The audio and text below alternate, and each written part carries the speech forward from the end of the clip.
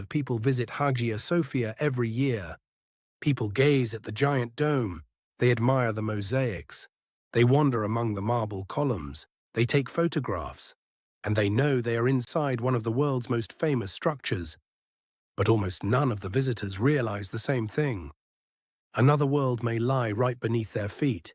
Dark passages, water-filled corridors, sealed chambers, and underground structures that even today some researchers cannot fully explain. The problem is, no one knows the entire system, and some sections are still inaccessible today. So what is hidden beneath one of the world's most famous structures? The answer to this question takes us back about 1,500 years. But the story doesn't begin there. In fact, the story begins in the days when people first dared to descend beneath Hagia Sophia. When researchers ventured into the darkness, they expected to find only a few ancient tunnels. But as they moved deeper, what they discovered was far more surprising. Narrow stone corridors, interconnecting passageways, sections submerged under water for centuries, and dark paths whose destination was not precisely known. Each newly discovered passage raised a new question. Why was this system built? Who used it? And why were some sections closed for centuries? This is precisely where the story of Hagia Sophia begins to diverge from other historical structures. Because Hagia Sophia is not just a building, it is a witness that has stood at the center of history for nearly 1,500 years. It witnessed the rise and fall of empires, wars, sieges, and conquests. And while all this was happening, it continued to stand silently. Byzantine emperors were crowned here, patriarchs held ceremonies here, sultans worshipped here, millions of people lived in its shadow. But all this time, people's attention was always focused upwards, on the domes, on the mosaics, on the walls. Very few wondered what lay below. Yet according to some researchers, the greatest story of Hagia Sophia was hidden right there. Underground, out of sight, in the darkness. Throughout history, it's known that hidden chambers exist beneath great structures. Underground storage areas, water systems, escape routes, secret passages. But when it comes to Hagia Sophia, things get a little more complicated. Because this is no ordinary structure. This is a colossal monument that has stood for approximately 1,500 years. And every new discovery beneath such a large structure inevitably attracts attention. Over the years, various researchers have tried to examine the areas beneath Hagia Sophia. Some have researched ancient records, some descended underground, others followed the tales told throughout history. Because for centuries, the same rumors resurfaced. Lost passages, secret chambers, underground connections, and questions never fully answered. Some stories became legends over time. Others may have originated from actual discoveries. But all these narratives had one thing in common: the idea that a world larger than people imagined lay beneath Hagia Sophia. Today, thanks to modern technology, researchers can conduct investigations that were impossible in the past. New imaging systems are being used, underground structures are being explored, old records are being re-examined, and each new study reveals a little more of the same truth. The story of Hagia Sophia is not just about the structure we see above. There is another story below, perhaps an even more mysterious one.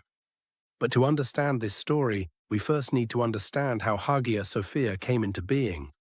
Because the origin of the underground passages, waterways, and mysterious chambers leads us to one of the most dramatic events in history, to the days when a city was engulfed in flames, to the moment when an emperor was on the verge of losing everything, and to a decision that would change the course of history. Because the story of Hagia Sophia doesn't actually begin with a tale of triumph. It begins with a catastrophe. The year is 532. The city we know today as Istanbul was then called Constantinople, and that winter an invisible tension hung over the city. People were angry, political disputes were escalating. There were those complaining about taxes, there were those criticizing the empire, and no one knew that the events of a few days would change the course of history. It all began in a hippodrome. At first, it seemed like an ordinary day. But soon the anger of the crowds became uncontrollable. Thousands poured into the streets. The anger grew, the crowds multiplied, and then Constantinople was engulfed in flames. History would remember this event as the Nika Revolt. But for the people living at that time, it was not just an uprising. It was a catastrophe. Smoke rose from different parts of the city. Buildings were burning. The streets had become a battlefield. The imperial army was struggling to maintain control. The situation worsened day by day. And finally, the flames reached one of the city's most important structures, Hagia Sophia. At that time, Hagia Sophia was not the same as it is today. It was a different version built earlier. But the fires consumed it too. In a short time, a large part of it became unusable. The structure that had once been the pride of the city was now in ruins. People were in shock. But the real pressure was on the emperor. Because Constantinople was not just a city, it was the heart of the Eastern Roman Empire. And now that heart was being shattered. According to some historians, Justinian even considered fleeing during those days. Because the situation seemed hopeless, the rebels were gaining strength, the city was burning, and the possibility of losing his throne grew with each passing day. It was at this very moment that a decision was made that changed the course of history. The emperor would not flee, he would not surrender, he would fight for his empire. Then the imperial forces mobilized, the rebellion was suppressed. But what remained was immense destruction. Constantinople was struggling to heal its wounds. The streets were in ruins, the buildings were destroyed, and Hagia Sophia was gone. It was at this point that what most people expected happened. A new structure had to be built. But Justinian's idea was not simply to build a new building. He thought differently, very differently, because in his eyes, this was not just a reconstruction project. It was an opportunity to show his power to the whole world, to his rivals, to his enemies, and to future generations. Therefore, the emperor decided to embark on one of the most ambitious projects in history. The new Hagia Sophia wasn't just going to replace the old one. It was going to be bigger. It was going to be more magnificent. And it was going to be unlike anything people had ever seen before. But here, an interesting question arises. Why? Why did an emperor take such a huge risk? Why did he choose to spend the empire's resources on a colossal structure? And why did this structure, which people still admire almost 1,500 years later, emerge? The answer to these questions leads us to one of history's most extraordinary construction projects. Because Justinian wasn't just building a building, he was sending a message. And the echoes of that message are still felt within the walls of Hagia Sophia today. The rebellion was over. The city had fallen silent. But the traces of destruction were visible in every corner of Constantinople: burnt buildings, ruined neighborhoods, and the remaining ruins of Hagia Sophia, once one of the city's most important structures. Many people thought a new place of worship would be built, but no one could guess what was on Justinian's mind. For the emperor did not only want to reclaim what he had lost, he wanted to build a structure unlike anything the world had ever seen before. A structure that, when seen, would not make people doubt the power of the empire. A structure that would continue to be talked about for centuries to come. And perhaps most importantly, a structure that would show the world that Constantinople had risen from the ashes. Therefore, news was sent throughout the empire. The best engineers were summoned. The most skilled craftsmen were commissioned. Stones were brought from distant cities. Marbles were transported. Columns were dismantled. People began to flock to Constantinople. Before long, Constantinople had become one of the largest construction sites in the world. But there was a major problem. The structure Justinian wanted had never been built before. No one had ever constructed such a large dome. No one had ever attempted to bring such a vast area under a single roof, and many thought it was impossible. Some master builders said it would fail. Some believed the structure would collapse. Others thought it was an unattainable dream for the emperor. But the work continued. Days passed, months passed, years passed. Thousands of people worked towards the same goal, and slowly, one of history's most extraordinary structures began to rise. People stood in front of the construction site, gazing at the rising walls.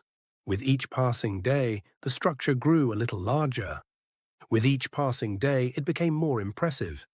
But the real astonishment came when the dome began to emerge, because people found it hard to believe what they were seeing. The dome was so large that many thought it wouldn't stand.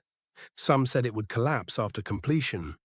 Others thought it was a project pushing the limits of human endurance. And perhaps they were right, because Hagia Sophia wasn't just large, it was also incredibly complex. What visitors see today is only the exterior. But what holds this structure up are the unseen engineering systems, the foundations, the support structures, the drainage systems, the underground connections, and the unseen world that would eventually attract the attention of researchers. Because building such a large structure wasn't possible by only looking upwards.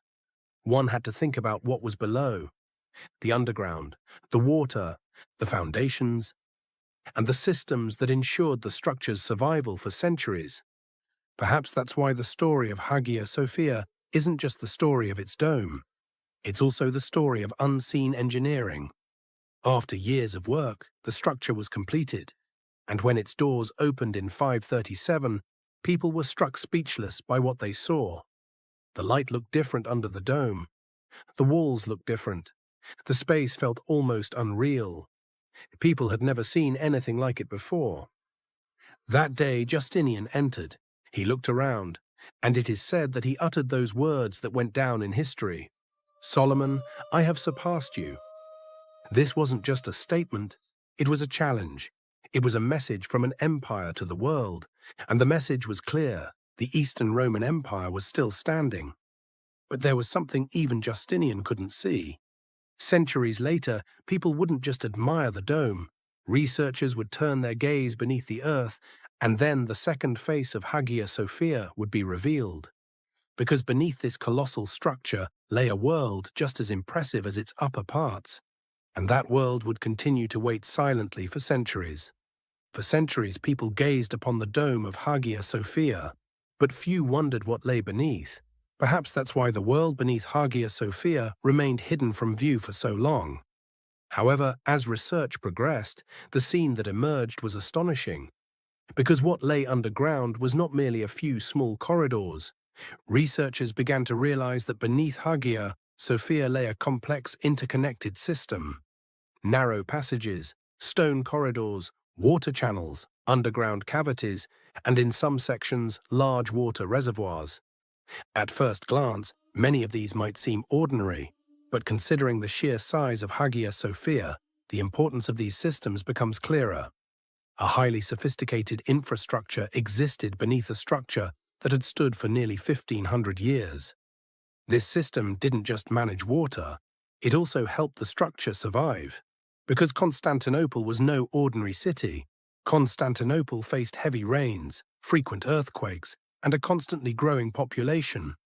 And such a massive structure required unseen engineering solutions to remain standing. That's why, as researchers examined the underground systems, they began to realize just how forward-thinking Byzantine engineers were.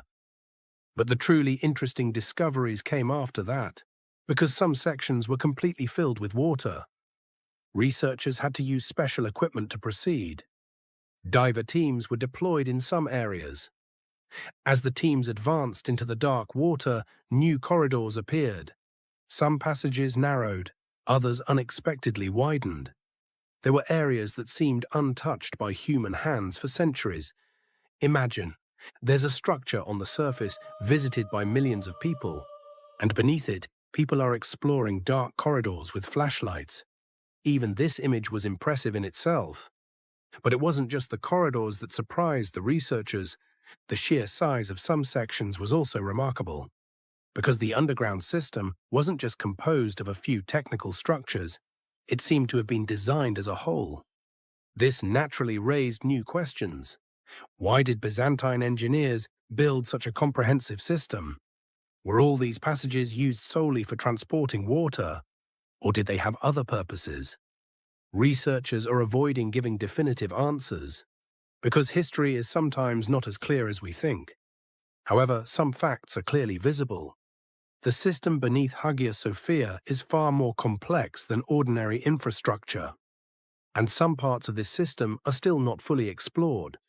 That's why every new study attracts great interest, because people are curious not only about Hagia Sophia, but also about the unknown world beneath Hagia Sophia. New connections have been identified during some research. It has been suggested that some sections may have been used for different purposes in the past, and every new discovery has raised new questions. But there was something else interesting. There weren't just corridors underground. Some researchers had also encountered different areas, larger voids, enclosed sections, and rooms that seemed designed for specific purposes. This is where the story of Hagia Sophia moves from engineering to a world of mysteries, because the reasons for the construction of some areas were clearly understandable, but the same could not be said for others. And this situation began to revive stories told for centuries: secret chambers, lost passages, and secrets allegedly hidden beneath Hagia Sophia.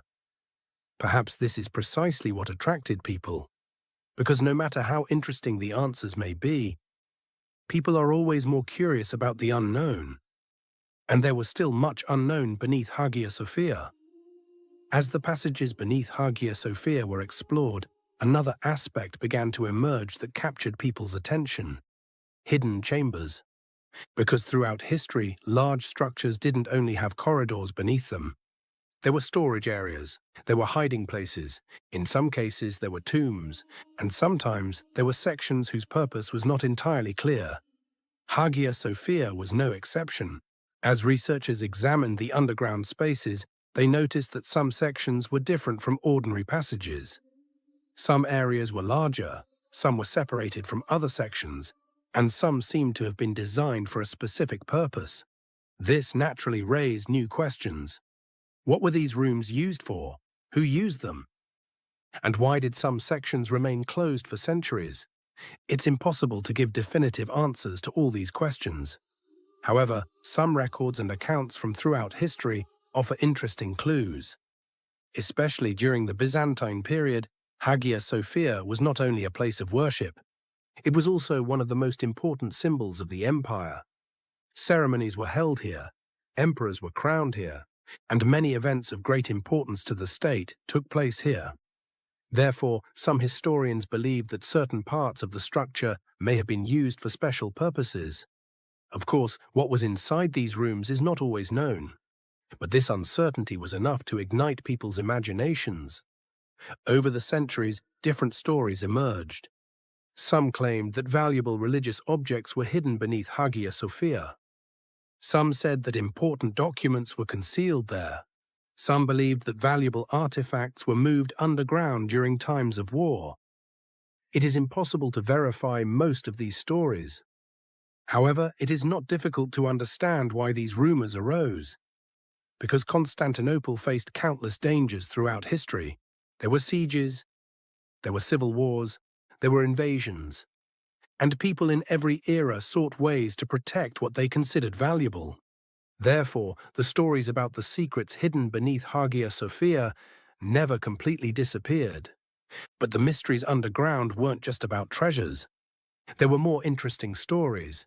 One of them was a legend about the conquest of Istanbul. According to the legend, a ceremony was underway in Hagia Sophia during the city's final days. And when the city fell, it was said that some clergymen disappeared behind an invisible door. The legend said that one day that door would open again and the unfinished ceremony would continue. Of course, this is not a historical fact. It's a legend. But it's no coincidence that this legend has continued to live on for centuries, because people always fill unknown areas with stories. And there was much unknown beneath Hagia Sophia. Some researchers consider these stories merely a part of cultural heritage. Others believe that these narratives may have been inspired by real events. What is certain is this: every new area, every new passage, and every new discovery beneath Hagia Sophia brings these stories back to life. Because people don't just want to see stone walls. People want to understand the stories behind the stones. And the stories told beneath Hagia Sophia have lived on for nearly 1500 years. Perhaps that's why Hagia Sophia is more than just a building. It's also a living legend. But amidst all these stories, there's a more important question. Today, in the age of modern technology, what do researchers really know? Could there still be undiscovered areas beneath Hagia Sophia? And what do the latest studies tell us? Because beyond all the legends, there are still real questions waiting to be answered. A structure built approximately 1500 years ago, a monument that has witnessed the rise of empires. It has seen wars, it has seen sieges, it has seen conquests. And yet, despite all this, it still stands. The story of Hagia Sophia is not just about stones and domes. Its story is also about people's curiosity. Because for centuries, people have looked at this structure and continued to ask the same questions. How was it built? How has it survived? And what is really beneath it? Today, modern technology makes research possible that was impossible in the past. Researchers are working on underground structures. New imaging techniques are being used. Old records are being re-examined. And each new study allows us to learn a little more about Hagia Sophia. But the interesting thing is this. No matter how much we learn, every answer gives rise to a new question. The function of some passages is still not definitively known. It's not entirely clear why some sections were closed. Even today, accessing some areas isn't easy. That's why the world beneath Hagia Sophia remains a major point of interest for researchers. Because there are still unknowns. Perhaps they aren't huge secrets. Perhaps they aren't hidden treasures either. But history is sometimes more interesting than treasures. Because history tells us how people lived, how they thought, and what they left behind. Every new corridor, every new room, and every new discovery beneath Hagia Sophia represents a new window into the past. That's why the research continues, and will likely continue for many years to come. Because Hagia Sophia is not just a structure from the past. It is also a research area that continues to thrive today. Perhaps new passages will be discovered in the future. Perhaps some areas inaccessible today will be reached. Perhaps the answers to some questions that have been debated for years will be found. But for now, there is only one thing that is certain. All the secrets of Hagia Sophia have not yet been revealed. And perhaps they never will be fully revealed. Because every stone of this nearly 1500-year-old structure holds a separate story. Every wall lives through a different era, and every discovery brings with it a new mystery. Today, millions of people visit Hagia Sophia. They look at its dome, they examine its mosaics, they wander among its marble columns. But very few stop and think about what lies beneath their feet. Very few imagine the dark corridors stretching beneath the ground. Very few wonder about that unseen world that has been silently waiting for centuries. Perhaps the real secret of Hagia Sophia lies precisely here. Because people often look at what is right in front of their eyes. But the most interesting stories are sometimes hidden in unseen places. Underground, in the darkness, in the midst of silence.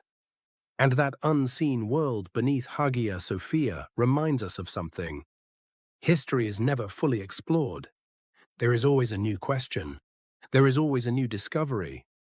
And there is always a new story waiting to be told. Who knows? Perhaps right now, a corridor beneath Hagia Sophia remains unseen. Perhaps a section that has been closed for years will be rediscovered in the future. Perhaps researchers will one day find answers to questions we cannot answer today. But until then, Hagia Sophia will continue to guard its secrets, just as it has for the last 1500 years.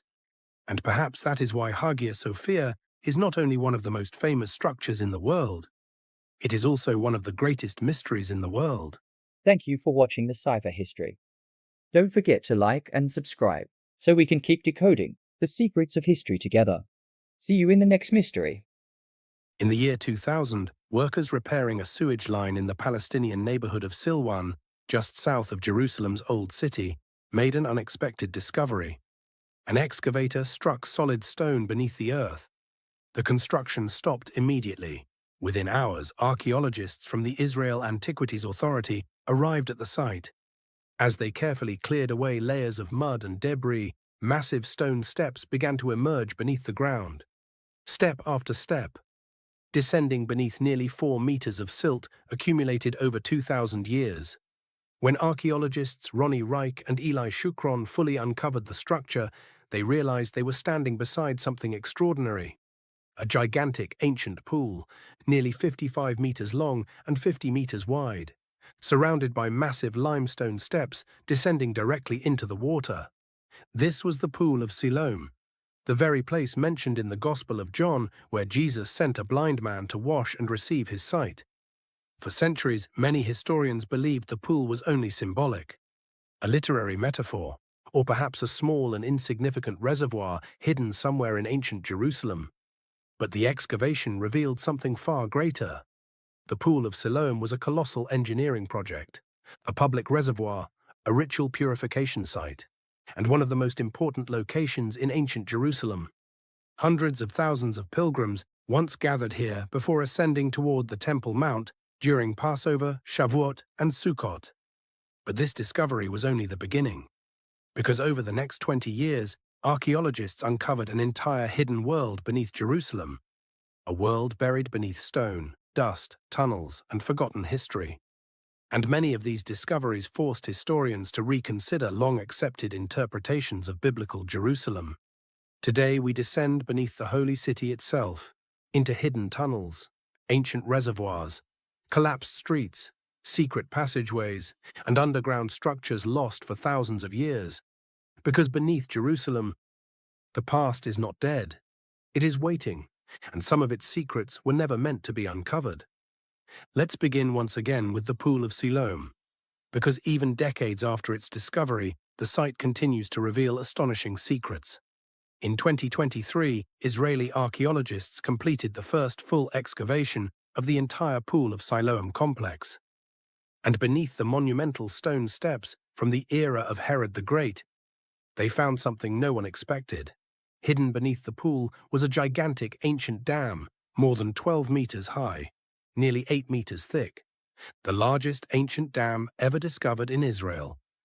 When researchers from the Weizmann Institute conducted radiocarbon dating on organic material trapped inside the structure, the results stunned archaeologists. The dam had been built around 800 BC, during the reign of King Joash of Judah, almost 100 years before the construction of the famous Hezekiah Tunnel. This single discovery changed the entire timeline of Jerusalem's ancient water system. Until recently, historians believed Jerusalem's first major hydraulic engineering projects began during the reign of King Hezekiah in the late 8th century BC. According to biblical accounts, Hezekiah ordered the construction of a 533-meter tunnel to redirect water from the Gihon spring into the city before the Assyrian siege. And the tunnel still exists today. Visitors can walk through it even now, moving knee-deep through freezing water beneath the ancient city using only flashlights. For many people, it feels less like archaeology and more like entering another world. But the newly discovered dam revealed something unexpected. Hezekiah did not create Jerusalem's water system from nothing. He modernized a system that already existed. Long before the Assyrians threatened the city, Jerusalem already possessed sophisticated infrastructure capable of storing and redirecting enormous quantities of water. The ancient dam blocked part of the Tyropoion Valley and created a massive reservoir capable of collecting water from the Gihon spring and seasonal rainfall.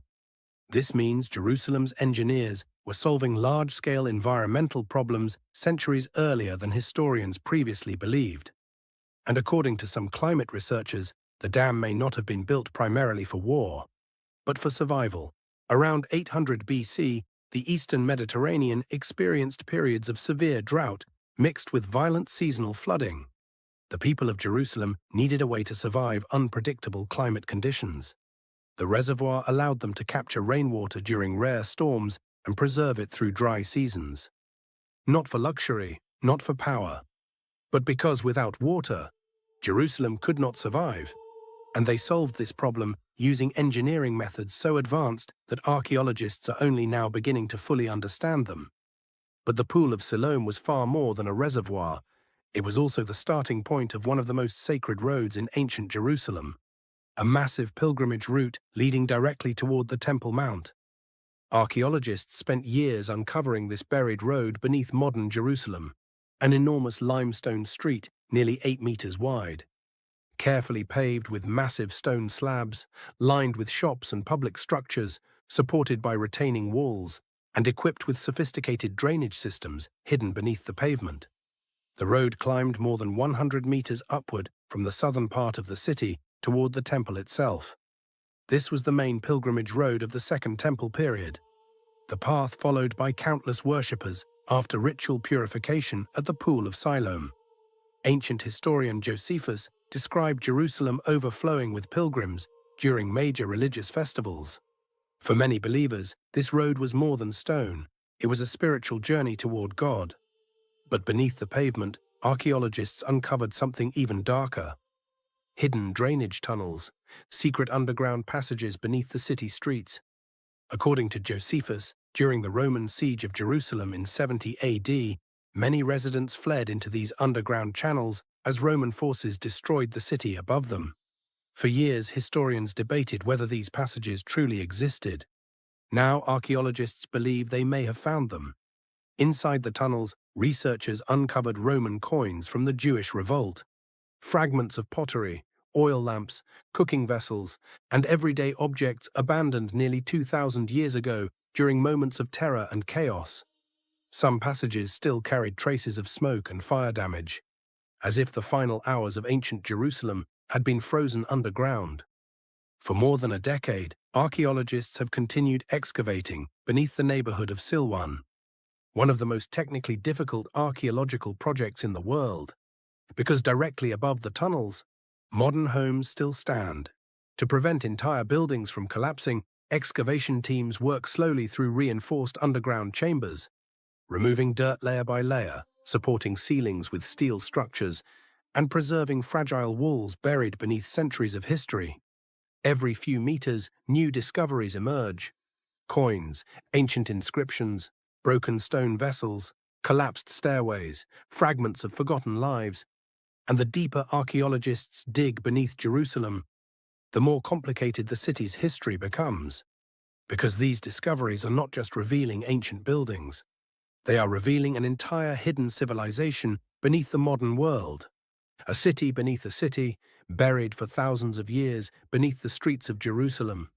And even today, much of it still remains unexplored. Some archaeologists believe enormous sections of ancient Jerusalem are still hidden beneath the modern city. Entire chambers may still exist below the Temple Mount. Collapsed tunnels, buried archives, forgotten ritual chambers, and possibly structures connected to the First Temple period itself. But excavating beneath Jerusalem is unlike excavating anywhere else on Earth. Every stone carries religious meaning. Every tunnel exists beneath sacred ground claimed by multiple faiths and civilizations. Even the smallest discovery can trigger international controversy. Because beneath Jerusalem, archaeology and religion are inseparable, and nowhere is that tension more visible than beneath the Temple Mount itself.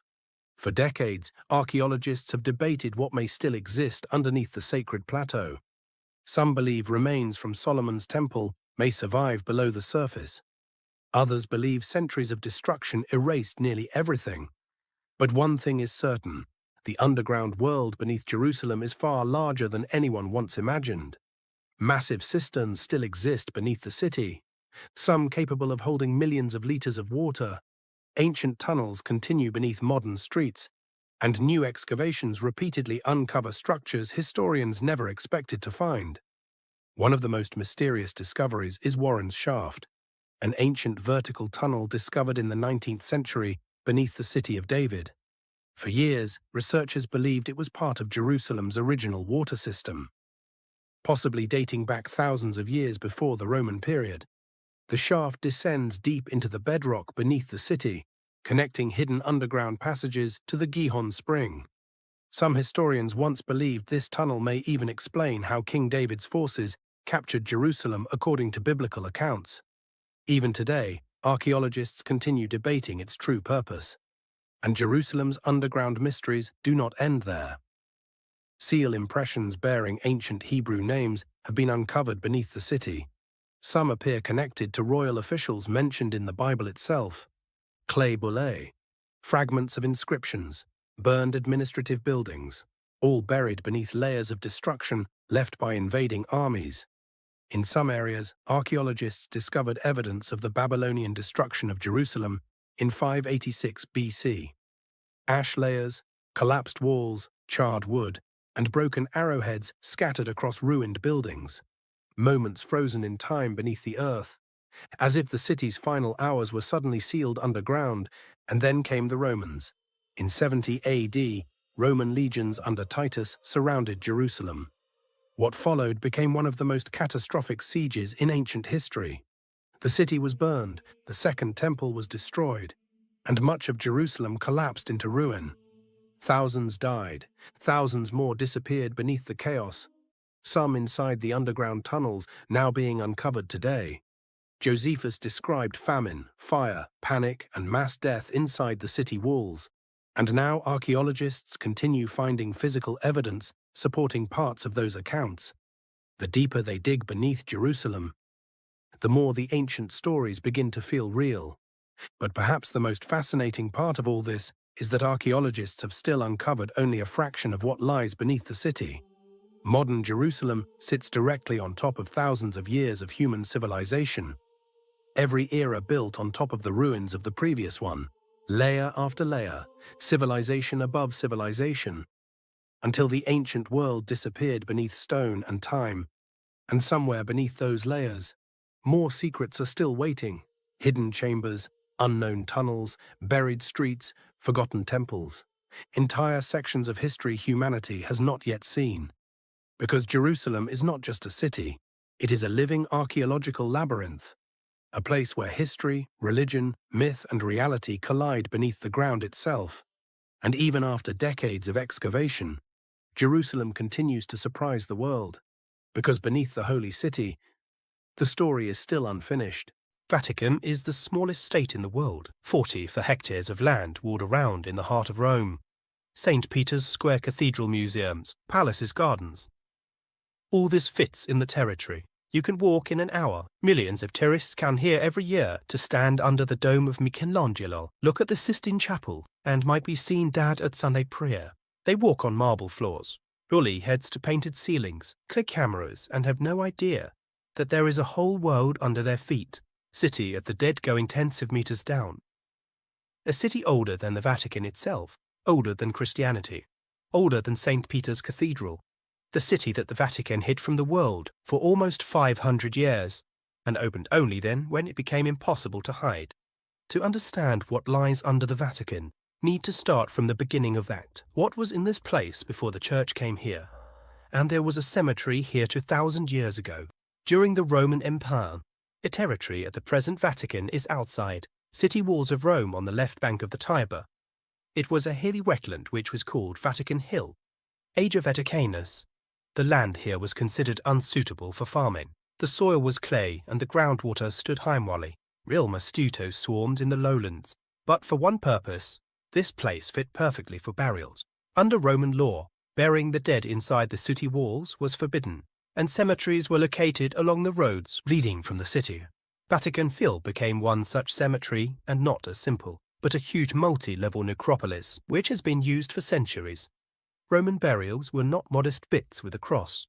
Rich families built real houses for their dead, mausoleums with rooms painted walls, mosaic floors and carved sarcophagi.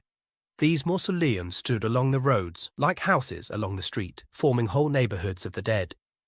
Every mausoleum had a door, through which relatives entered, to honor the memory of the departed. Leave flowers, food, and wine. The Romans believed that the dead are starving if you don't feed them. Some mausoleums had upper floors and basements, windows and courtyards. It wasn't just a churchyard.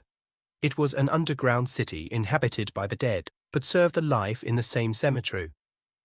According to legend, the Apostle Peter was buried, one of Jesus Christ's closest disciples. First Bishop Prima, and by Catholic teaching, first ad according to tradition. Peter was executed in Rome under the Emperor Nero, about 64th-67th year of our era. He was crucified upside down at his own request, because he considered himself unworthy to die, as well as Christo's the body was removed from the cross, and buried in the nearest cemetery, Tonsame on Vatican Hill. Over time, a small chapel was built over the grave, then church, then basilica. Emperor Constantine legalized Christianity in the 4th century, ordered to build a grand temple on this site, the first cathedral of St. Peter, and in the 16th century the old cathedral was demolished. In its place the current, the one with the Michelangelo dome. And this is what happened. When Constantine built his temple, he needed a level pad, but the cemetery with its mausoleums, crypts, stairs and yards were anything but not flat ground. The decision was radical. Constantine ordered to cut the top of the Vatican Hill, and pits and irregularities fall asleep. Mausoleum did not destroy, they were just filled with earth and rubble to the very roofs, turning the underground city into a foundation. Literally, the walls of the dead became the walls of the living. Near the cemetery, by the way, there was another building which played a key role in history. Muron Circus is not a circus in the modern sense, and every track is a long arena for chariot racing. Exactly here, according to legend, Muron staged mass executions of Christians after the Great Fire of the 64th year. Christians accused of setting fire to the city, and the Muron turned their execution into a spectacle. Some were crucified, others were racked in skins and poisoned by dogs, third coated with resin and set on fire. Using as live torches to illuminate night races, Apostle Peter, according to tradition, was crucified in this particular circus and buried in a cemetery nearby, which eventually became Acropolis. When Constantine was building his basilica, he purposely positioned the altar exactly over Peter's supposed burial site, and for this, he went to insane engineering costs, cutting a hill and falling asleep cemetery, instead of to just build a temple out of the blue. Next door location of the altar above the grave was more important to him than the convenience of construction. It says that already in the 4th century, the burial place of Peter was determined accurately enough and revered so much that for his sake, the relief was redrawn. St. Peter's Church was built on the backs of the dead, and that's not a metaphor. Under the basilica floor, under the altar, under the square lay a whole necropolis covered, sealed and forgotten for 1,500 years. The existence of an underground cemetery has always been known in the Endo. The whole point of St. Peter's was that, what is he standing over the grave apostle? But the scale of that, what was hiding under it, became clear only in the 20th century, and the discovery happened, how it often happens, randomly. In 1939th year, Dad died we 11th. Before he died, he bequeathed to bury himself in a crypt, St. Peter's Cathedral, underground room under the main altar, where many dads rest when the workers started preparing the burial clays. Digging the floor are sturdy. They bumped into a wall, not the foundation wall of the cathedral, and the other is older. Red brick with remains of plaster and painting. There was a room behind the wall. Behind the room hallway, there are still rooms behind the corridor. Workers just opened the roof of one of mausoleums of the Roman necropolis of the Seine, covered with Constantine 16 centuries ago. New Dad Pie 12 made up his mind, which changed history. Instead of walling up the find and forgetting about it, what would be easier and cheaper? He ordered the excavation to begin. Secret excavations, they were not reported to the press, neither the public nor even most Vatican officials. We 12th understood. If excavations discovered a tomb of the Apostle Peter, this will be the greatest confirmation of Catholic tradition. If not discovered, or worse than that, they will find something contrary to tradition. The consequences would be catastrophic. He took risks and knew it. Excavations lasted 10 years, 1940, 1950th year in absolute secrecy, complicated by World War II. That walked right outside the walls of the Vatican. Archaeologists worked in tight underground corridors by the light of lamps in the still air. Risking collapse every day, they cleaned buckets of earth and rubble and opened new rooms, new murals, new sarcophagi. What they found exceeded all expectations. Under the Cathedral of St. Peter was a whole underground city. 22 mausoleums built along the ancient Roman road, like at home outside the street, went from east to west, and the mausoleums stood on both sides of it, pressed tightly against each other, just like at home in a real city. Each mausoleum belonged to the same family, and everyone was unique. One was decorated with frescoes featuring vines and birds, symbols of the afterlife. Another mosaic floor with marine motifs, dolphins, nude seahorses. Third sticky ceiling depicting Mercury, guide souls to the underworld. Some mausoleums were pagan with images of Roman gods, other early Christian with crosses and fish. They stood by wall to wall. Pagans and Christians peacefully may bring him death, since rarely were neighbours in life. Inside the mausoleum, preserved sarcophagi, urns with ashes, inscriptions with names and dates, tableware, coin decoration. The walls were covered with paintings of amazing preservation, dry air of sealed chambers, and no light protected the paints from fading. Archaeologists describe the moment of opening each new mausoleum as an experience bordering on the mystical. You squeeze through a narrow manhole. The lantern light falls on the wall, and before you face painted 1,000 years ago. Bright as if the paint dried yesterday, woman with Roman matron hairstyle. Male ended up with the inscription, Divanary Hermes free saviour, lived 62 years child with toy dog. These faces stared into the dark for 16 centuries, not seeing a single living person, and here they see the light again. For archaeologists it was a shock, not just a find and meeting people who lived, loved, died and were buried in that very spot, where now stands the most important temple of Christendom. In one of the mausoleums found a sarcophagus with the remains of a girl, years in 12. The inscription of the sweetest daughter was carved on the lid, living to little. A little clay door lay nearby with moving arms and legs. The tie with which the girl was buried to millennia. This doll was laying next to her mistress in the sealed dark and preserved almost perfectly. When the archaeologist picked her up, door hands moved, the hinges still worked. This moment, according to the memoirs of excavation participants, was one of the most emotional in all 10 years of working on. One of the frescoes, the image of Christ in the image of the sun god, chariot manager. This is one of the oldest famous images of Christ in art, and it shows like early Christians adapted pagan images for their faith. Christos is not a bearded man with a halo, how we used to see him, and a young man with rays coming from the head, standing on a celestial chariot like Apollo or Helios. For art historians, it's an invaluable testimony, transition from pagan Rome to Christian. But the main purpose of the excavation was not frescoes or mausoleum and the tomb of the Apostle Peter. And here the story takes an almost detective turn. Archaeologists moving down an underground street discovered that all mausoleums are focused on one point place, right under the main altar of the cathedral. There, on a small plot free from mausoleums, they found rough stonework remains of monument, which ancient sources called the Trophy of Dare. It was a simple construction, 2 niches in the wall, one above the other, separated by marbles, now 2nd century sources mentioned. That trophy stands over Peter's grave, and archaeologists hope that under it we'll find the bones of the apostle. Under the trophy, really found a grave deep in the ground, lined with grape, but it was empty. Bones were missing. First rash and disappointment.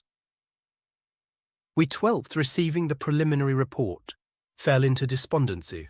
10 years of secret digging and an empty pit. But then one of the participants in the excavation, Margherita Guardici, Italian epigrapher, specialist in ancient inscriptions, drew attention to the detail which others missed. Next to the truffigello in the wall was another niche, small closed marbled house. Inside, Guardici discovered bones, matching fabric with gilt threads.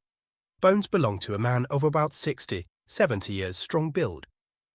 Next to them are fragments of earth in composition, matching the ground in an empty grave under the trophy. Guardici suggested that the bones were originally buried in an earthen grave and later, possibly in the 3rd to 4th century, retrieved and moved into a niche in the wall. Racked in expensive glass, there was an inscription on the wall, next to the niche in Greek, which Guardici read as Peter. Here are these bones, the remains of the Apostle Peter. The Vatican believes yes. Papa Paul VI in 1968 announced that the bones had been identified, convincing me that not all scientists agree. Evidence of that, what is it exactly, Peter? No, there is no writing on the bones. Neither D and C for comparison, no either direct idea.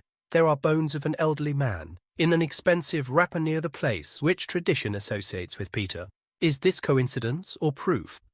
The answer depends on who you're asking, believer or scientist. For 1 billion Catholics around the world, this place where the founder rests their churches. For skeptics is interesting but unprovable hypothesis. Truth as usual buried literally at the same time. Who could confirm it? Nicopolis under the cathedral. St. Peter's was open to visitors in 1950 seconds, but access remains severely restricted. You can only keep there by appointment. Groups of no more than 12 people, accompanied by a Vatican guide. You need to record a few months in advance. A queue stretches for 6 months. It's not a commercial restriction. Underground chambers are fragile. The air is moist, and every visitor with his breath, body heat and bacteria on the skin poses a threat to frescoes 2,000 years old. Vatican balancing between the desire to show the world his greatest treasure and the need to protect him from the world, but the necropolis under the cathedral isn't the only Vatican dungeon. There is also a second underground world of the catacomb, and they are much more extensive. Roman catacombs are a network of underground tunnels and chambers carved in soft volcanic tuff, on which stands they were used as a graveyard. First of all early Christians, who buried their dead images, carved into the walls of tunnels. Each niche loculus housed one body, laid horizontally and sealed with brick or marble tiles. With the name of the deceased, tunnels went tier by tier, going deeper and deeper. Some catacombs have up to 5 levels, reaching a depth of 20-25 meters. Total length of the Roman catacombs, more than 150 kilometers buried in them, according to different estimates. From 500,000 to several million people walking through the catacombs, experience which cannot be described in words. But worth the try. Narrow corridors slightly taller than human height, carved in a reddish tub wall. On both sides, solid niches going from floor to ceiling tier by tier. Like shelves in a library, just instead of bookstead. Most are not entered, bones long recovered or crumbled to dust, but some are still closed. Original tiles with inscriptions Elena. In the world of seconds, the servant of God rested on the 4th day before the calendar of March. Date names, sometimes symbols. Fish anchor, pigeon with branch. Early Christians didn't use the cross as a symbol. It was associated with a disgraceful execution. Fish instead because the Greek word is ichthys. Fish was an acronym for the phrase Jesus Christos. God's Son is a savior. Graffiti preserved on the walls of the catacombs, not in the modern sense, and prayers and appeals to the dead, scratched by visitors centuries ago. Peter and Paul pray for Victor, Mother, forgive me. Remember my Lord, the soul of Rabat of his Felix. These lettering people's voices, who came to the underground darkness to talk to your dead. They stood in the dark, by the light of an oil lamp, in front of a niche in which someone lay. Who did they love? And scratched on the wall the words, which we read in 1,500 years. There is no blessing in these words, no doctrine, only grief. Only love, only hope to meet after death. The Vatican controls multiple catacombs, and one of them, the Catacombs of St. Sebastian, located right under Apia Road, a few kilometers from streets, but also under the Vatican itself. Besides the necropolis, there are underground spaces about which little is known. Vatican grottos, a series of underground chapels and burial chambers located between the floor of the cathedral and the roof of the necropolis, used as Dad's burial place. Dozens of pontiffs rest here from medieval to modern. Ioan Paul II was buried here in 2005. Although his remains were later moved to the cathedral after beatifications, grottos open to visitors but make less impression than the necropolis. These are relatively modern premises. Established in the 16th and 17th centuries, there is a third underground level, which almost no one talks about. The Vatican's secret archive isn't underground, in the strict sense. Archive is located partially on the surface, partly in the basement, but his zone is amazing. 85 kilometers of shelves, documents covering more than 1,100 years of history. From the 8th century to the present day, texting dates riftings emperors and presidents. Protocols of the Inquisition. Documents of excommunication from the Church, letter from Henry VIII asking for a divorce. This led to the Reformation in England, Marie Antoinette's letter from prison before her execution. Ganimede process records. Each of these documents is a piece of world history, scored in the Vatican cellars. Among the most famous documents, Bulla Papali 10th excerpt Dominos. 1520 threatened Martin Luther excommunication from the Church, and the beginning of the Reformation, Michelangelo's letter complaining of late payment. for working in the Sistine Chapel. Great artist wrote that he didn't get paid on time and that he is forced to borrow money for paints, documents of the Knights Templar process. Defeated in the 14th century on charges of heresy, including records of interrogations under torture, reports of which hair stands on end, and possibly the most intriguing document of all, so-called Shunen parchment, discovered in the archive only in the 2001 year. This is a recording of a secret papal investigation showed that Clement V actually acquitted the Templars from accusations of heresy, puts up pressure of the French king, and allowed their destruction. 700 years this document lay in the archive, and 700 years the history of the Templar order was distorted because no one knew that. The truth is kept in the Vatican basement, the word secret in the name of the archive, the source of endless conspiracy theories. Actually, the Latin word secretum means not secret, a personal private. The archive is the property of the Pope. In 2019 year, the Vatican has officially renamed it to the Apostolic Archives to dispel the halo of mystery. But the mystery went nowhere, and not without reason. Access to the archive is limited. Researcher must justify the scientific purpose, get approved, and even then, you only have access to those documents, which requested, and to nothing more. You cannot wander on the shelves yourself. You can take pictures, but not all. Some sections of the archive are completely closed. In particular, documents pontificate in the last 75 years. What is nobody in, except that, and a few confidants doesn't know. Under the Vatican, that's like three worlds. Necropolis, pagan and early Christian, city of the dead covered with Constantine grottos, medieval and modern popes, cemetery and archive paper, memory millennium 3. Layer 3 era, 3 types of secrets. Bottom bones, people whose names were erased from the marble slabs. In the middle of that sarcophagus, whose names every Catholic knows. Upstairs documents, the content of which only God knows, and maybe that when you stand in St. Peter's Square. Among the crowds of tourists, under the scorching Italian sun, looking at the cathedral facade, try to imagine what is under your feet. At a depth of several meters, protters where, in stone sarcophagi, lie people, who ruled the spiritual life of 1 billion people, for centuries even deeper, street paved with Roman stones 1,000 years ago, along which are the houses with the dead with frescoes, mosaics and inscriptions even deeper, earth and grave in which a man could lie.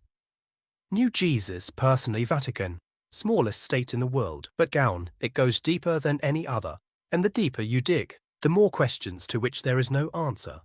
Whose bones lie in a niche behind marble tiles? What is written in the sealed folders of the Apostolic Archive? What other mausoleums are waiting underground, not excavated the untouched?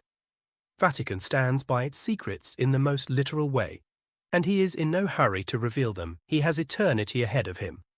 And maybe this is the main lesson of the underground city under the Vatican, neither in bones nor in frescoes, neither in archival documents, nor in the riddle of petroleum remains, and the fact that every generation builds his future on the foundation of someone else's past, often without even knowing it.